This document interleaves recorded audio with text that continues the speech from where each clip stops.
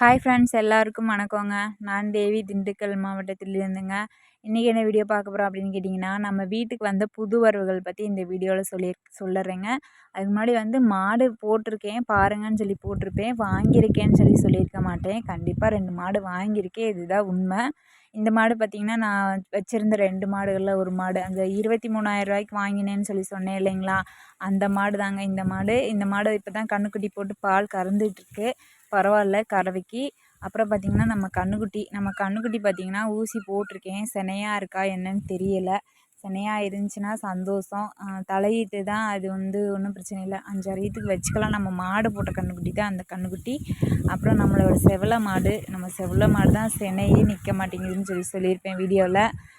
இன்னமும் பால் கறந்துட்டுருக்கு. கொஞ்சம் வத்து பால் மாடு. பாலும் குறைஞ்சிருச்சுங்க. பரவாயில்ல இருக்கட்டும்னு சொல்லி வச்சுட்டேன். அப்புறம் பார்த்திங்கன்னா 2 மாடு வாங்கியிருக்கேன்.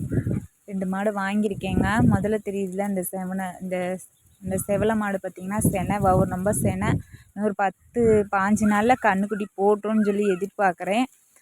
குணம் நல்ல குணம்தான். கை கால் ஊக்கம். கொஞ்சம் குள்ளி மாடு. கொஞ்சம் தீனி போட்டாலும் வவுறு நிறையா தின்னுக்கிறது. வவுறு நிறைஞ்சிடுது.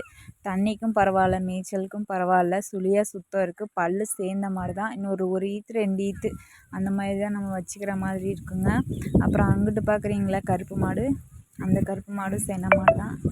அந்த செனை மாடு பார்த்திங்கன்னா 4 மாதத்து செனை. காலையில் 3 பொழுதோட 3:30 அந்த மாதிரி கறக்குது. அதுவும் நல்ல மாடு. கை கால் ஊக்கமாக இருக்குது. பால் கறந்துருப்பாங்களாட்டிருக்கு. நம்ம போய் கறவைக்கு உட்காரும்போது கொஞ்சம் நகர்ந்து போகுது. விரண்டுட்டு இருக்க மாதிரி இருக்குது. புதுக்கட்டு தரையினால் அப்படி இருக்குமாட்டிருக்கு. அப்புறம் பழக பழக சரியாயிருங்க. இதோட விலை என்னன்னு சொல்லிடுறேன். இந்த கருப்பு மாட்டோட விலை பார்த்திங்கன்னா 500 கம்மியாக 35,000க்கு வாங்கினேங்க.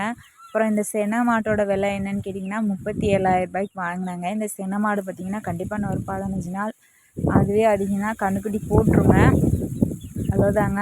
இந்த வீடியோ உங்களுக்கு பிடிச்சிருந்துச்சி அப்படின்னா கண்டிப்பாக என்னோடய சேனலை லைக் பண்ணிவிட்டு வீடியோ பாருங்கள். நன்றி வணக்கம். நாளைக்கு இன்னொரு வீடியோவில் சந்திக்கிறேன்.